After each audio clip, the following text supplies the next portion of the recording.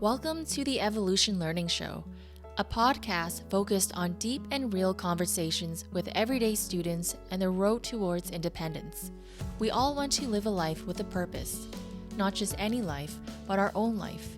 And here's your host, co-founder of Evolution Learning, Sam Kwong.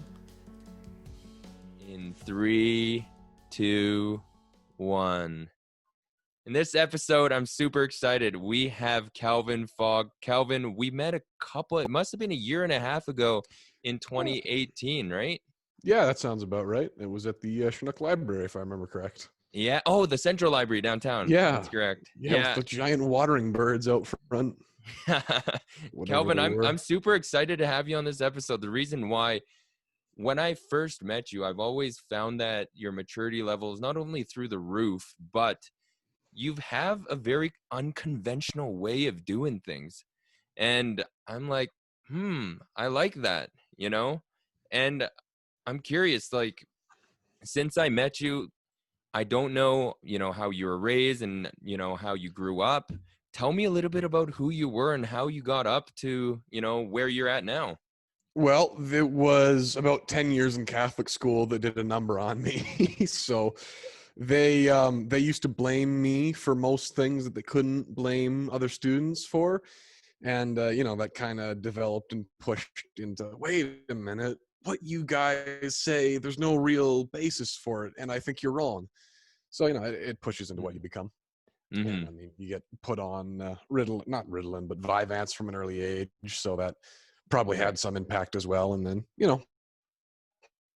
high school, and then the course you guys taught me, actually, which I believe helped a lot. Oh, you're talking about our workshop. Yes. And no, I remember that we first met there, and yeah, you joined our workshop, and we try to help anyone we can. But the thing is, going back from there, I guess let's play a little catch up for even the listeners, right? So you were in 10 years of Catholic school before going into high school. Is that correct? Yep. St. Joan of Arc School, pride and glory. Okay. Sucked. Okay. And so, well, hey, I mean, there's positives, but there's pros and cons to everything, but you said it sucked. Why is that? Well, the teachers used to like to scapegoat a number of things on me. I can give an example if you like. Wait, did you deserve it though, Calvin? Did you deserve it? Some of the time, yes. Some of the time, no. There was, I had a friend who sat next to me in English class, and he makes, whoo, just in the middle of class. And the teacher looks directly at me and says, the next person who makes that sound is suspended. So he, naturally, he does it again. He goes, whoo. And she looks at me and she says, Calvin, you're suspended. Get out. And he, he's a good guy. So he says, no, sorry, that was me. And she looks at him and she says, oh, sorry, Jose. And so from then on, you had this hatred? Yeah, you carry this for the last 10 years on your on your back, Calvin? Yeah, I was like, okay, you guys can kind of just piss off. Yeah. But, I mean, they try and they do what they can, and I certainly didn't make things easy. But at the same time, neither did they. Well, hey, Calvin, I'm playing devil's advocate. I'm not gonna lie. Students like you that are unconventional, you're gonna give teachers a bit of lip, no? Yeah, yes, definitely. I mean, I never liked to instigate, but like some of the teachers, teachers go by their own standards rather than admitting if a student could have some credence into an issue, which isn't the best way to do it. But at the same time, you don't want back talk from a 14-year-old. That's terrible. But what, you did it anyways. Yeah, I didn't like them. Yeah. No, but here's the thing. I think with there's always two sides to the coin, right? As you're growing up, I mean, I've been in situations where, people called me the class clown, or, when I was in school, I remember the teachers teaching, they tell you, when they give you quiet time to do work, like half an hour, I never did work. I used that time to connect with my friends because I never got to really see them. Yeah. And I mean, you see them, but you don't ever get to have real conversations, right? I don't think they were very happy that I was using class time to socialize, though. So no, they probably wouldn't be. Yeah. So I mean, Calvin, aside from the 10 years of Catholic school, tell me a little bit more about yourself. Interests, hobbies, interesting things going on. Well, I'm currently applying to college. I'd like to take something up on writing. I find I'm pretty good with words, or at least I hope I am. I must admit there's a little bit of bias on my part, Right. but hopefully it ends up well. I'd like to pursue some creative writing or a journalistic thing. Yeah. Well, hey, you Hopefully I figured can. this out rather fast. Like Calvin, correct me if I'm wrong. You graduated in 2020 this year, right? Hmm. That is First correct. off, congratulations. So 2020 grads have done something unprecedented, graduating through on like a mix of everything, Well, online, in class. Are we oh going to my go God, back? it What was the was that best. like? I think it was the. I mean, for me personally, it was the best possible way to end high school. I'm not a big fan of most of the people at my high school, Hmm. but the way they changed it in the end was they set it so that grades could only go up and not down. So it was basically just a 6 month long summer break. Yeah. Yeah. And so I guess here's the thing. I appreciate that you're telling the truth, Calvin, because most people, like, at least for me, I missed high school. When I graduated, I missed the people that I had deep connections with, right? But for you, you seem like, hey, you just wanted to get through it, right? And Yeah. if you don't mind me asking, why is that? Oh, because high school, I think, is one of the most draining things I've ever gone through. The way it's structured so that you don't have enough sleep, you don't have really too much free time compiled with work and other social activities. You got to make time for friends and homework on your own time, and then you got to get 8 hours of sleep a night, which I think most people fail to do. But that compiled with sit in a classroom for an hour and a half and look straight ahead, not great for someone with ADHD, really. Yeah, no. And hey, if you didn't even point out, I couldn't even tell that you were saying ADHD. But here's the thing, Calvin, like, I guess you told me a little bit more. Yes, you have, ADHD. Yes, you had it tough sitting inside a classroom. Yeah. How would you have wanted things changed if you could talk a bit about that? What would you have wanted to see a little bit different?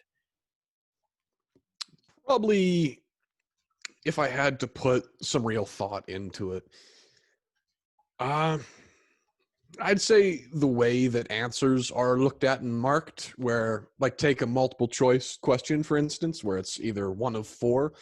Like, there's many correct answers to a question, but the way the school system looks at it is there's one, and it boxes in the thinking of people. Hmm. Like it squares it off. It starts out as like an abstract gelatin, but it cookie cuts it and it puts it into a mold that works for what they want.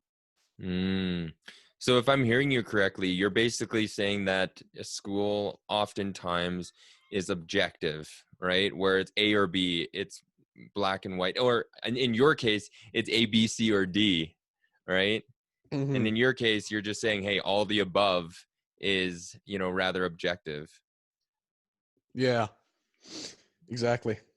Hmm. Well, I guess, doesn't it make sense that you're going into writing? Because writing is a little bit more subjective, right? When you're graded, would you say that English is probably one of the courses that you feel that you connected with most then?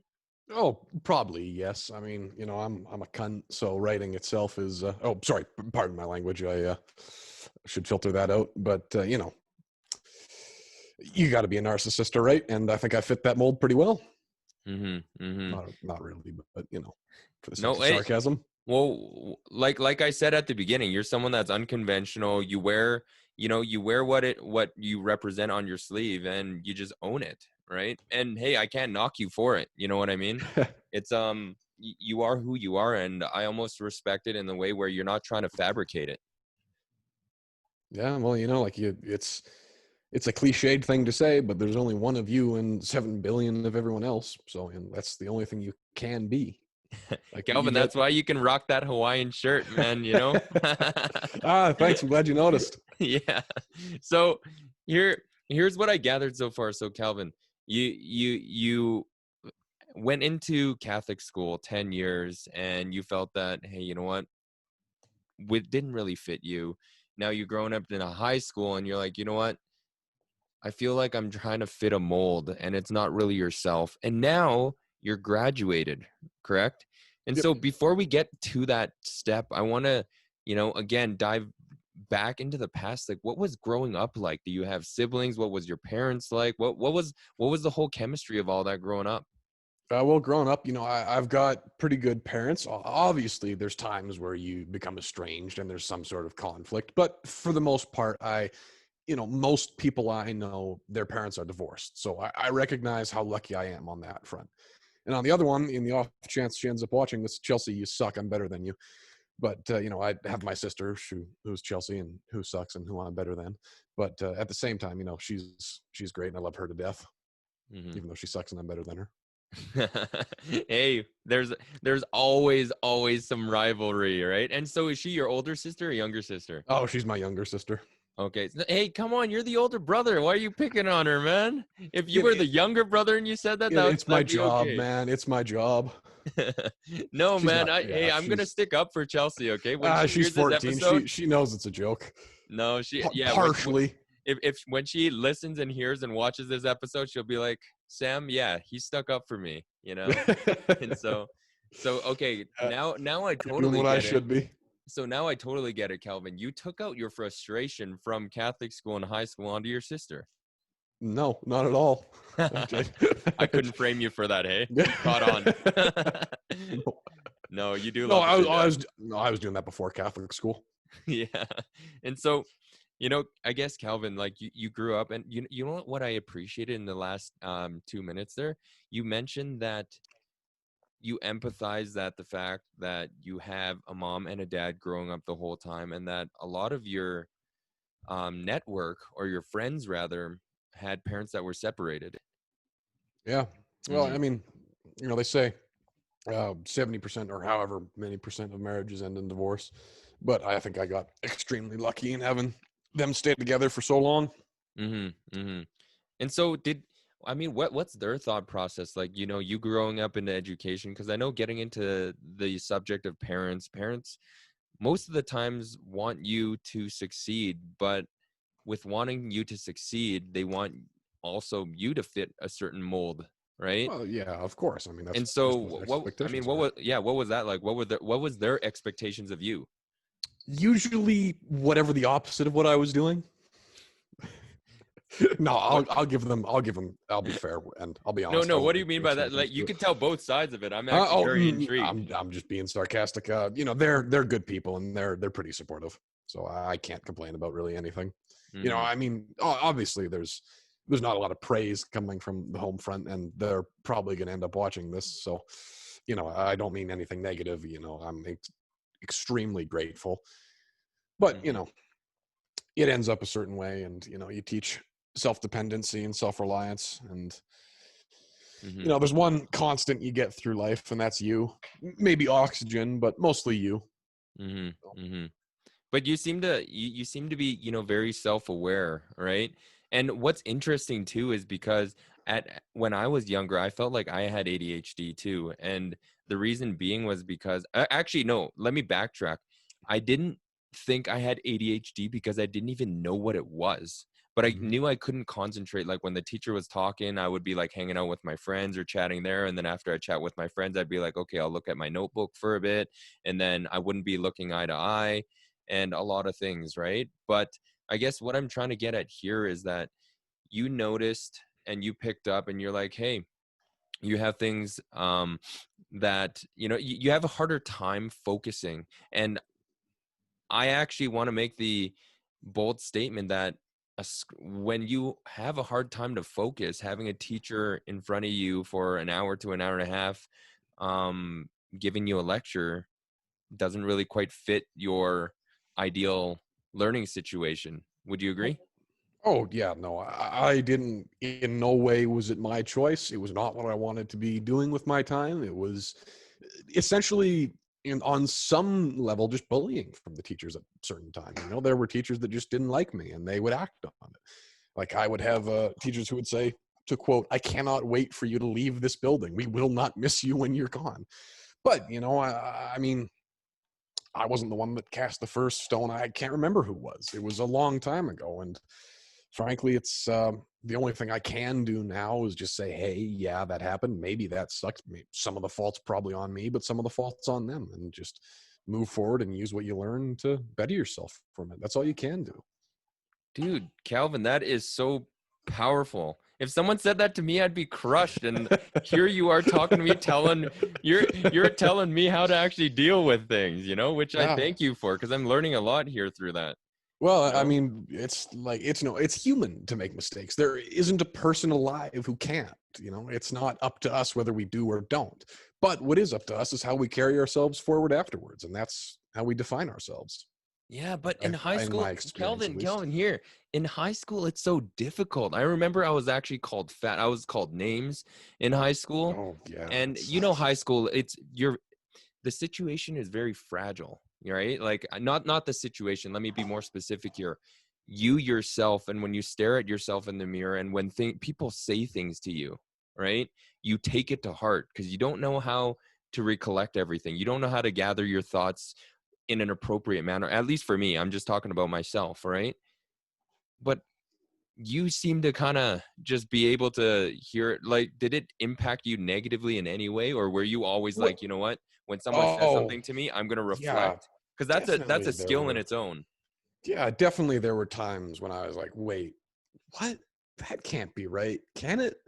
But then I realized that they have no clue. They don't have the perspective or experience on me or on you that you do. Like you've been there the whole time. You know how you acted. You know why you acted that way. You're the only one who can assess what you do.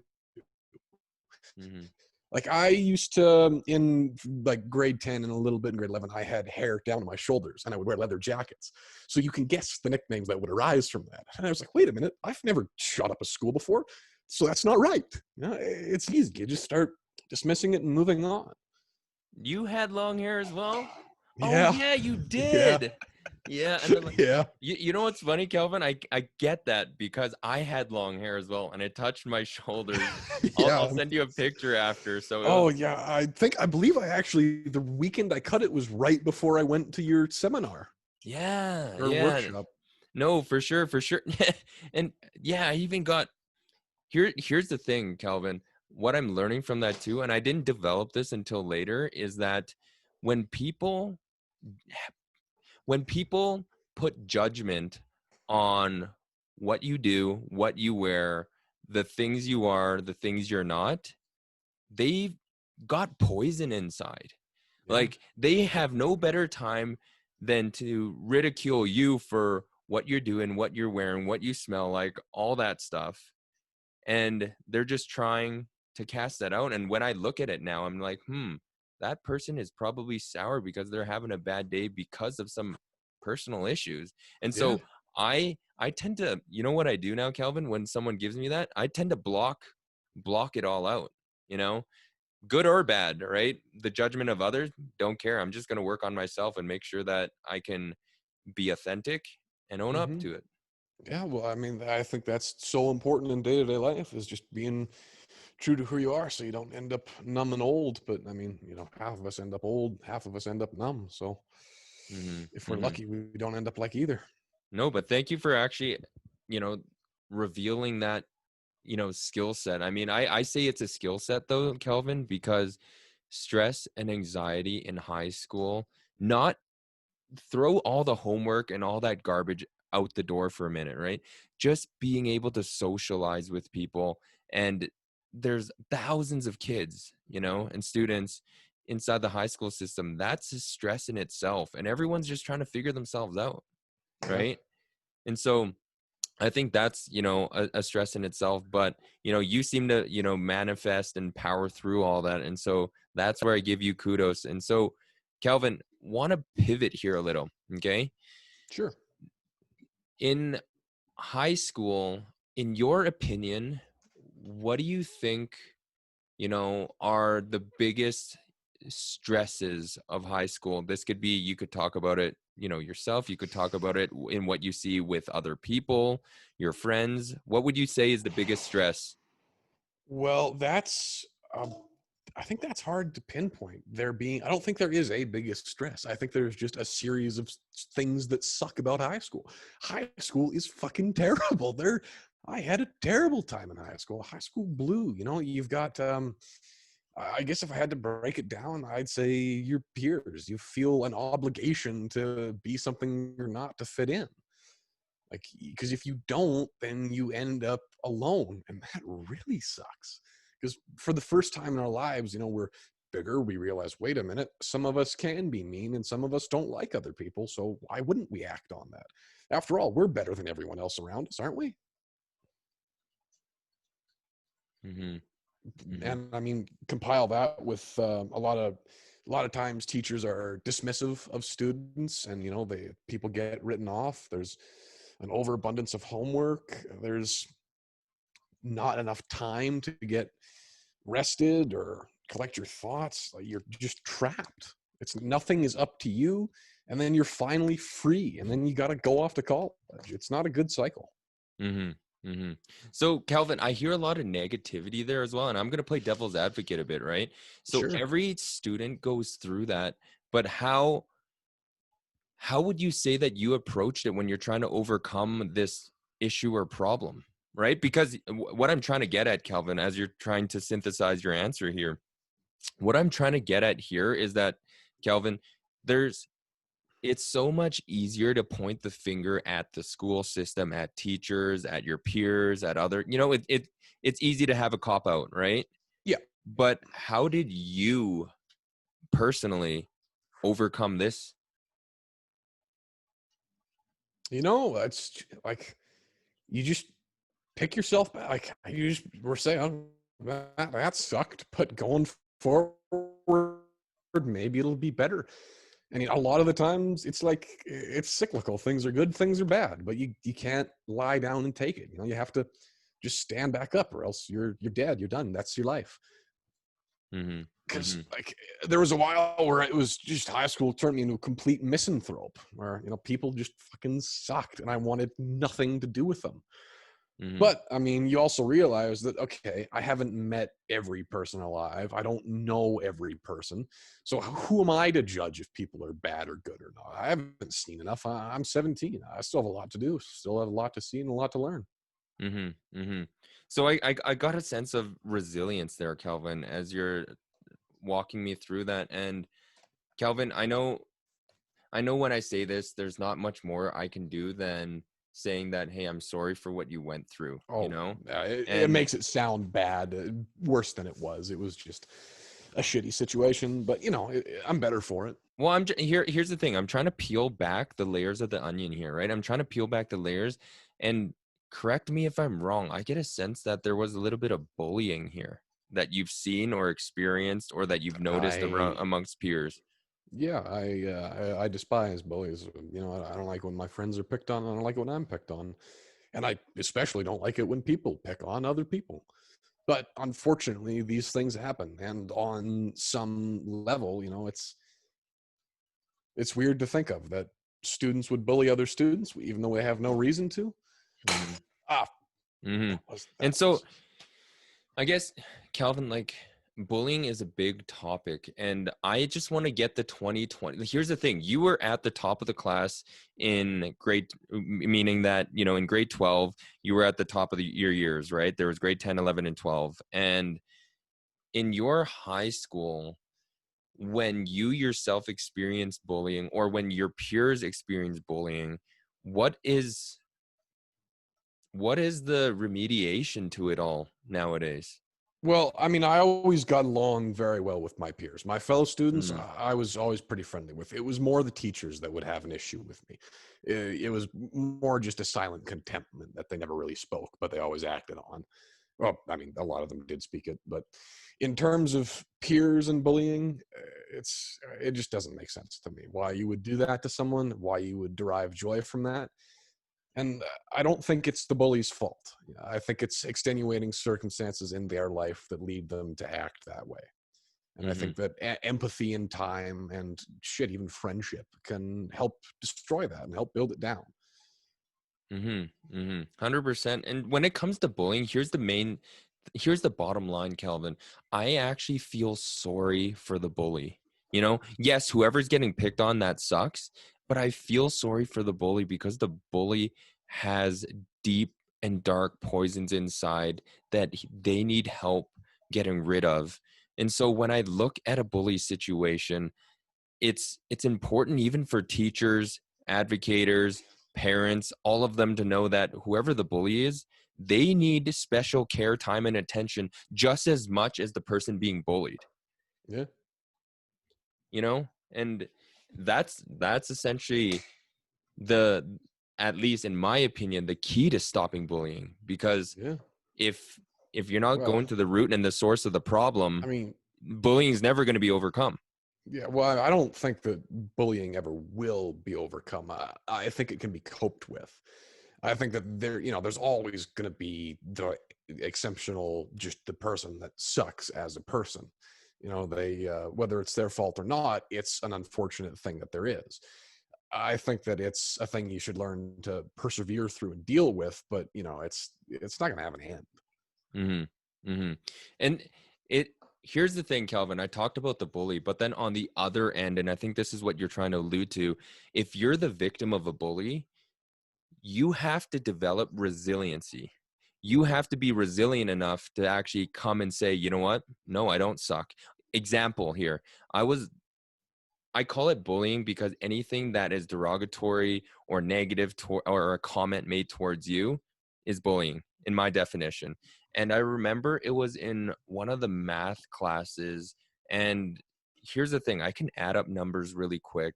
And someone made, a gesture or comment being like, oh yeah, like you're it they were bullying in the sense where they were calling me it was a derogatory way of calling me a human calculator or a nerd or something like that. And there might have been a bit of racial, tones to it as well. And then I thought to myself, I'm like, okay, this is a first, right? Because when you first hear that stuff in high school, you almost turn a blind eye to it because you just pretend to laugh it off. You pretend to laugh it off thinking like, oh yeah, that's a joke, right? Mm. But then when I reflected on it during that time, I was like, you're making fun of me because I can do math and I can do it quicker than you.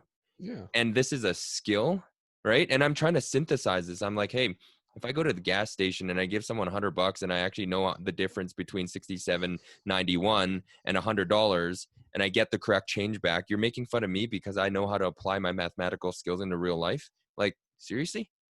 Yeah, it's ridiculous. Like it's a shame to see. It's a pain in the ass to deal with. Mm-hmm. But unfortunately, it's a factor. And I mean, ultimately, it's there's good and bad that comes from it. The kid that's bullied, maybe, yeah, he becomes a little bit tougher because of it. And he says, wait a minute, I don't like that. Screw that. And he becomes ultimately a better person for it. Or maybe it does such terrible subconscious psychological damage that he's affected by anxiety or like an eating disorder for the rest of their life. Mm-hmm. I say he, but I'm not sure what to say with pronouns now. It's all confusing.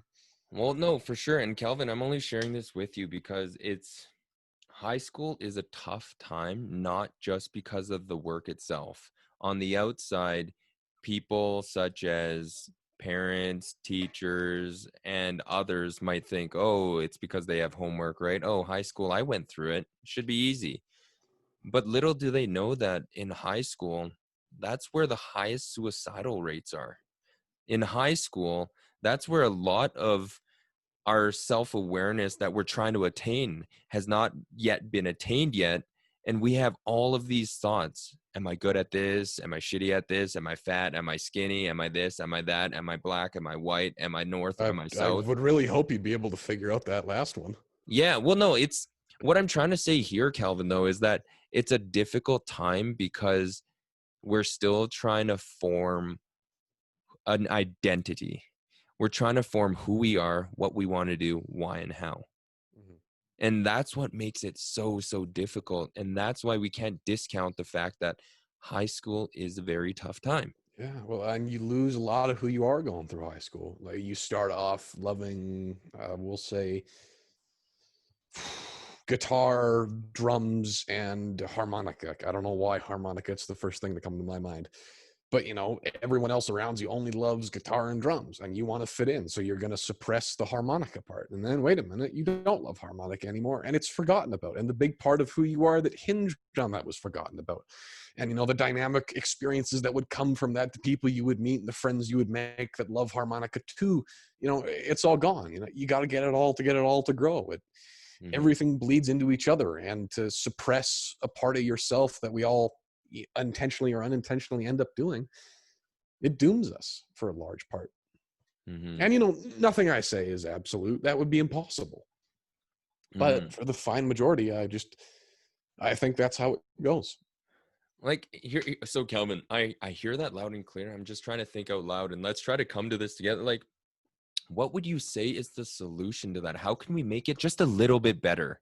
Just a little bit. We don't have to overcome the whole problem, but how can this be a little bit better? How can we prevent people from wanting to fit in?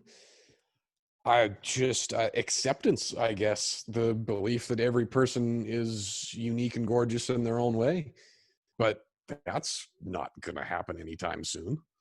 Yeah, but here's the thing. I'll challenge you on that. That's a bit negative though, right? I actually think that I'm a little bit more optimistic, right? I'm optimistic in the sense where I want people to have the courage to accept who they are, what they do, and even accepting others, for their comments, and just being able to look past that.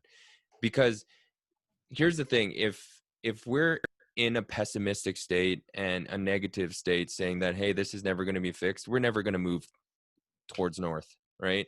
We're never going to move upwards, right? But I do feel that I have hope. And the reason why I do, Calvin, is because I have hope in humanity, because people naturally know right from wrong. When you do something wrong, you don't have to question it.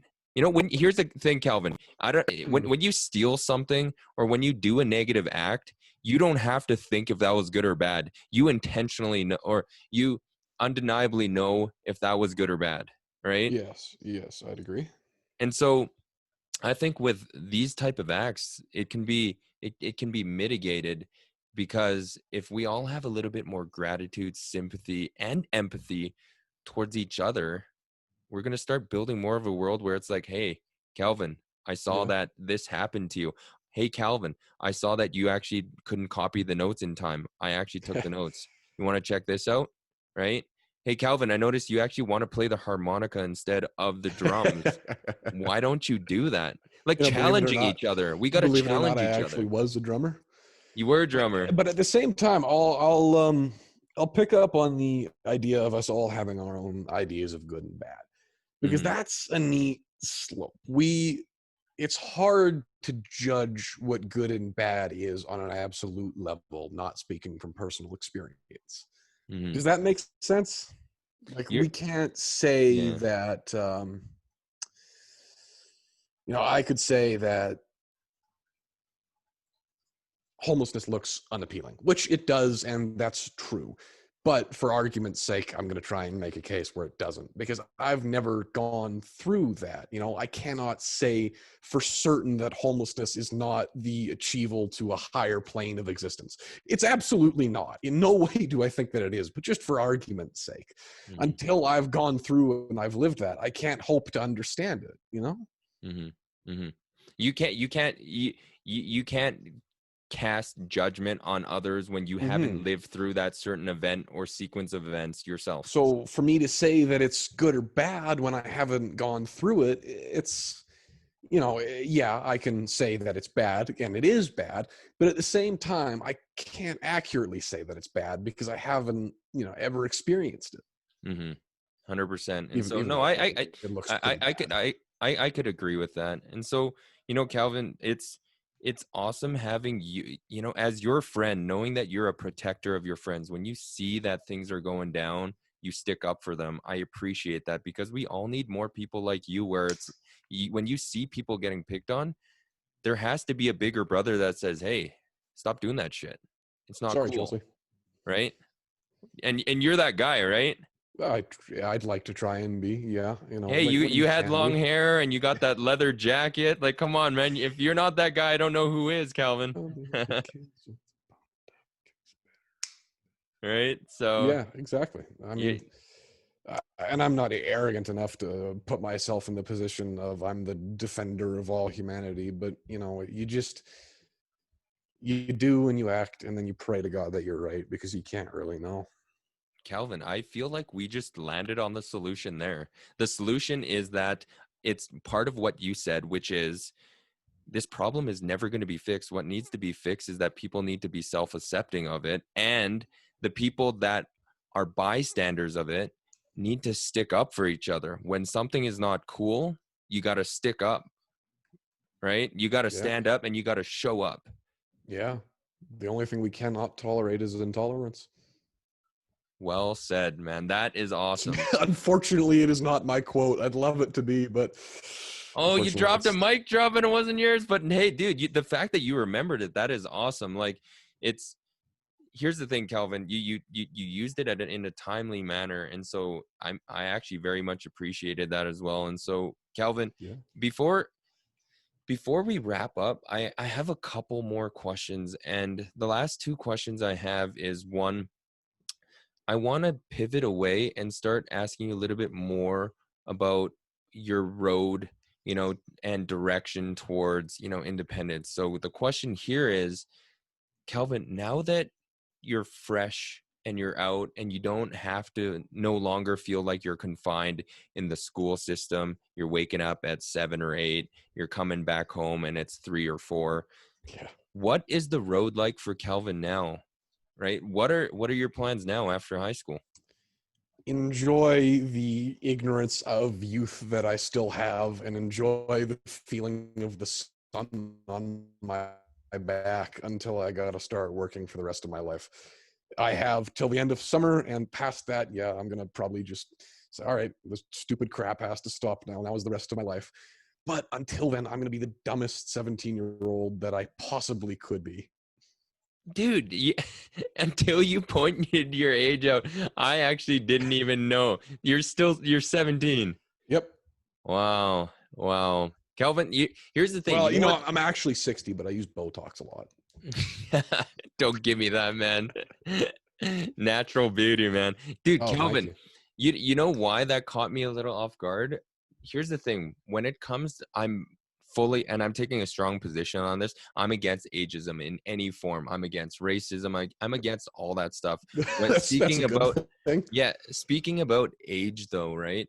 The reason why I'm not judgmental on age is, first, you don't get to choose your age. Second of all, there's a lot of times where people ask, oh, hey, Kelvin, how old are you? When it doesn't even have to be in high school. Even adults that are over 18, it's like, oh, hey, how old are you? And my theory is that I never ask people how old they are. The reason why is because when you talk to someone, you care about their maturity level and their ability to hold a conversation. You don't care that they were born on August 19th, 1982. Yeah, Right? I think Maybe you're you care right. about their horoscope, okay? But really what you care about is, hey, can you hold a conversation? Do you have the maturity level for us to connect? And do we have common connectedness? Yeah, I think you're right.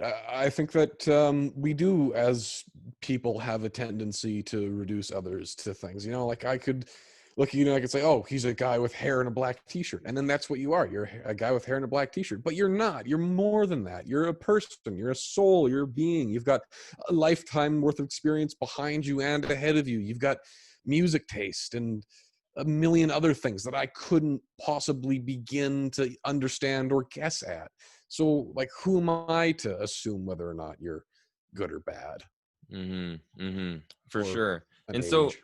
so Calvin, what I really appreciated about that is the fact that with that question that I asked you, you owned up to the fact that you want to you're self-aware that you're ignorant and that you want to actually live this, this next year of being 17, just enjoying your life and figuring things out. Oh, I'm 18 in 2 months. It's not gonna last long, man. Hey, no, hey, that doesn't count. Yeah, hey, you can't say that, man. It's like the people that say they're 6 feet when they're only 5'11". Okay. You know, Yeah. the thing I like to do is I'm 6'2", so I'll see someone they'll say, "Oh, I'm 6'1". I'm like, wait a minute, you can't be 6'1" because I'm 6'1" and I'm taller than you. You know those people I'm talking about, right? Yeah. You go up and measure them, and they go like this. Oh, I'm 6 feet. Yeah, exactly.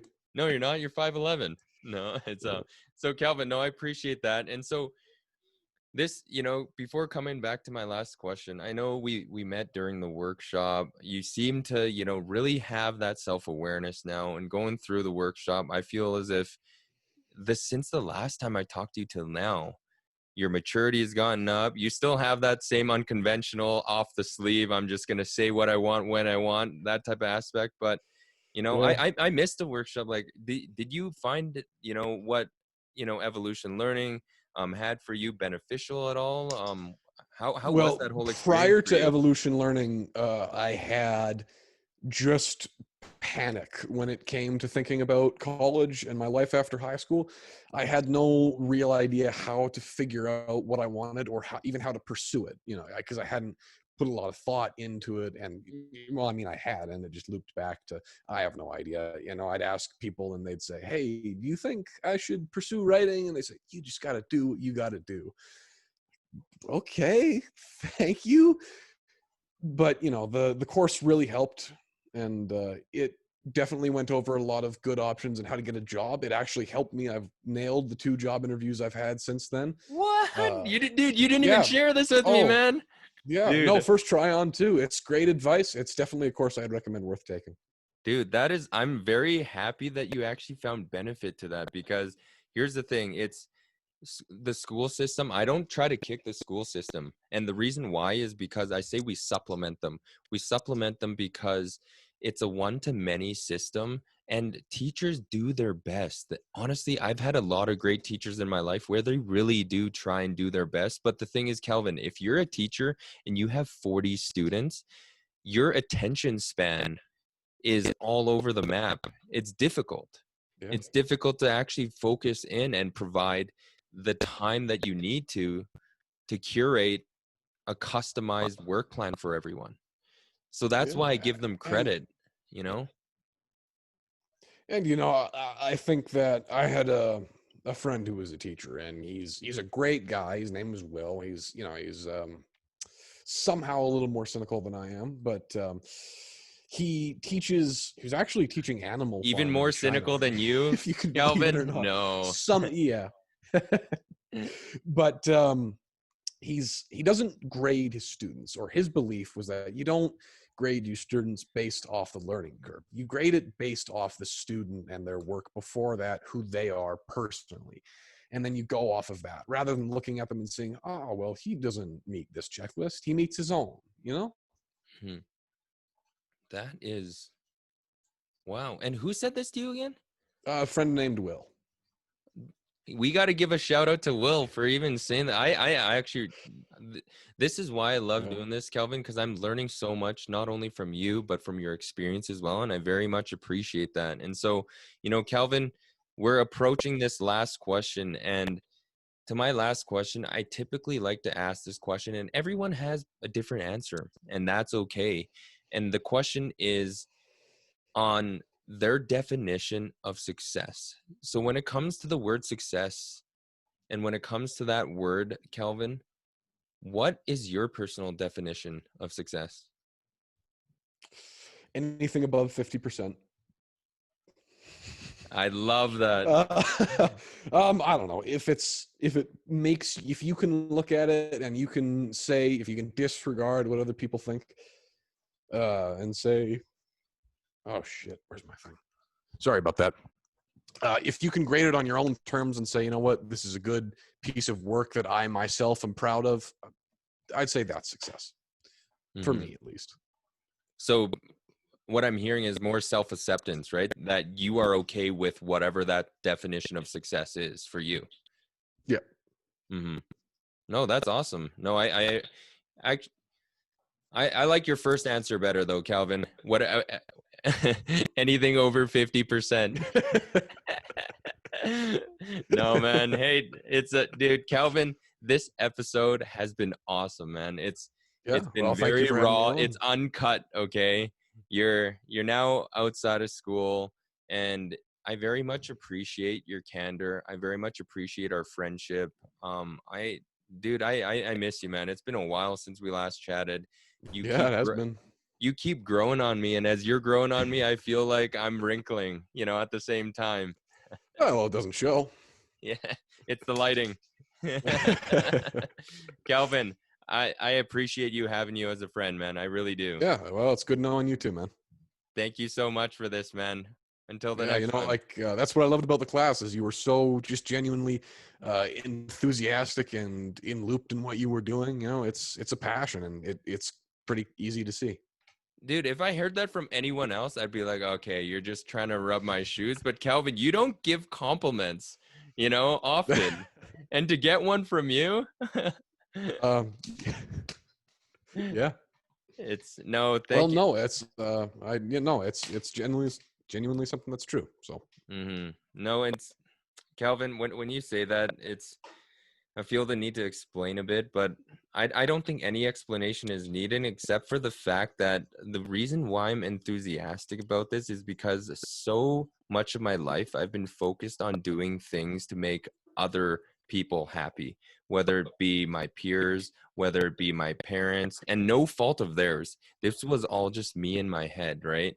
I did a university program where I'm like, you know what? I didn't even know if I liked it or not. High school was so stressful. I couldn't really figure out myself out.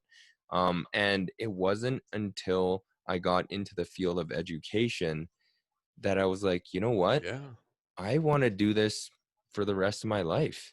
yeah, and that's such a great thing to find. It's the like the adage, find a job you like, and you'll never work a day.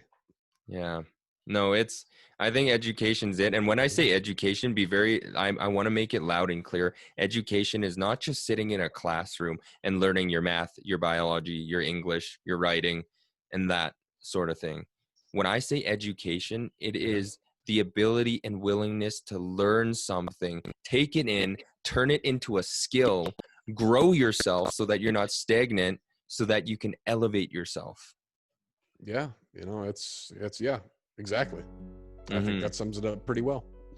Calvin, I appreciate you, man. Thank you for the compliment. Thank you for being you. Yeah. And well, thanks for having me on. I've never done a podcast before, so it's a neat opportunity to have. hope you had fun, man. You're a homie to me, okay? If you ever need anything, you know where to find me. $5. You know where to find me, not $5, but if you have it, I'll take it. No. Okay, well, thank you for having me on. Cheers, buddy. All the best. Thank you for tuning in to another episode on the Evolution Learning Show. If you enjoyed this episode, please feel free to like and share this episode with your network or subscribe to the channel. You can also find out more about us on www.evolutionlearning.org. See you in our next episode, and until next time, take care of yourself and each other.